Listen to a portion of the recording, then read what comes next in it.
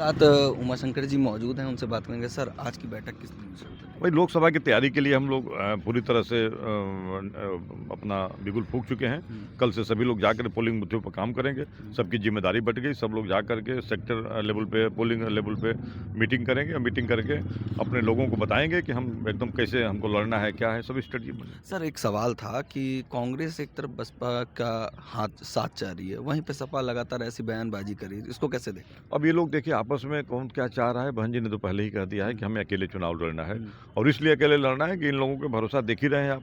हुँ, रोज़ कुछ न कुछ इन लोगों के नए-नए अपने कारनामे आ रहे हैं। हुँ, पूरा गठबंधन हो रहा है, कल 2 लोग अपना आपस में सीट बाँट लिए। हुँ, परसों देखिए फिर क्या होता है। तो भैया धीरे-धीरे दिन आने दीजिए। हुँ। तो इसलिए बहुजन समाज पार्टी तय कर रखी है कि इन लोगों के साथ ऐसी ही स्थिति होगी, हम अकेले चुनाव लड़ेंगे। क्या बहन जी ने जिस तरह से बातों को कही, क्या उमाशंकर लोकसभा चुनाव में दिखाई देंगे? क्या बहन जी की ज़िम्मेदारी दी जाएगी? नहीं, नहीं, बिल्कुल, हम तो माननीय बहन जी के सिपाही हैं। बहन जी पूरी तरह से आज हम सबको ज़िम्मेदारी मिला है कि सब लोग हम लोग पोलिंग लेवल पे, बूथ लेवल पे, पूरे प्रदेश में जहाँ-जहाँ कार्यक्रम लगेंगे, हम लोग जाके करेंगे। हुँ। अच्छा बहन क्या रही? हम लोग लोकसभा चुनाव लड़ने के लिए अपनी तैयारी जो है, अभी सभी माननीय बहन जी की मीटिंग समाप्त होने के बाद सभी जितने वरिष्ठ पदाधिकारी हैं, जो मंडल प्रभारी हैं, सब लोग बैठे हुए हैं। बैठ के अपनी कार्ययोजना जो बहन जी ने दिया है कि हमको बूथ लेवल पे, सेक्टर लेवल पे किस तरह से बैठकें आयोजित करना है, कैसे किसको जोड़ना है, सारे दिशा-निर्देश मिले हैं कि हमको अकेले चुनाव लड़ना है, तो इसके लिए हमारी क्या स्ट्रेटजी होगी।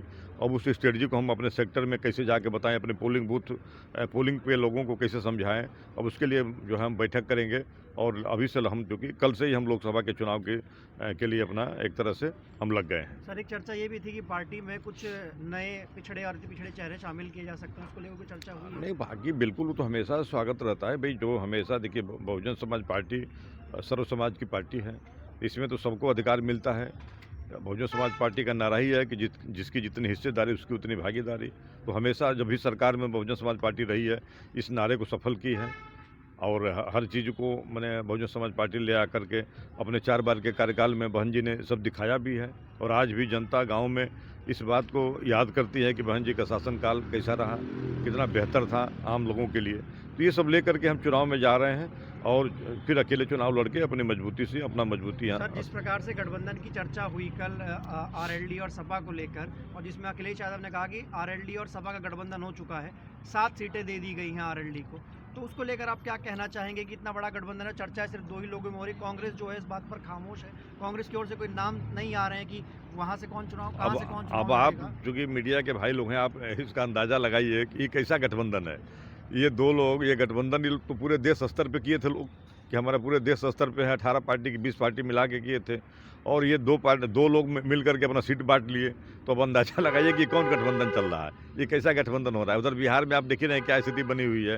तो आप ऐसे देखते जाइए, ये लोग कहते कुछ और हैं, इनके मन में कुछ और है। ये सब लोग इसी तरह एक-एक करके सब लोग बिखर जाएँगे। अभी और थोड़ा-सा नज़दीक आने दीजिए, देखिएगा कोई सब ऐसे बिखर जाएँगे।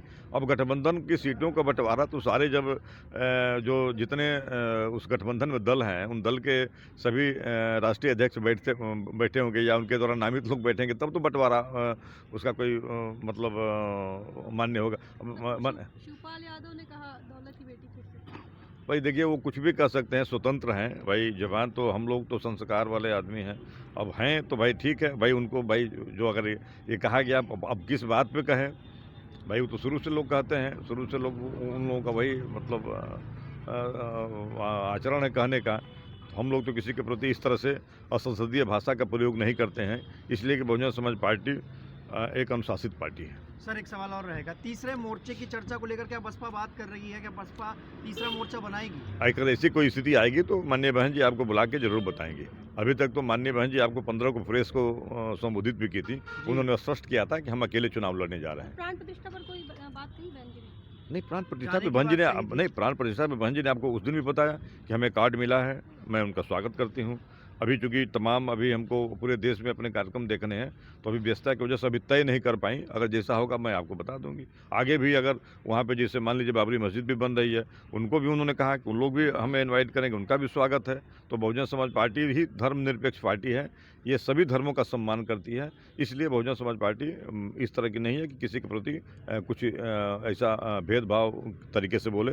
धर्मनिरपेक्ष पार्टी का मतलब होता है कि सभी धर्मों का सम्मान करना, वो बहुजन समाज पार्टी ही करती है। Thank you. बहन जी चुनाव लड़ने की क्या नगीना सीट पे चुनाव लड़ सकते ऐसा कुछ नहीं है, जैसा होगा बहन जी तो तुरंत बताएंगे आपको, अच्छा तुरंत बताएंगे बहन जी, जो भी तय करेंगे आपको बताएंगे। ठीक है हम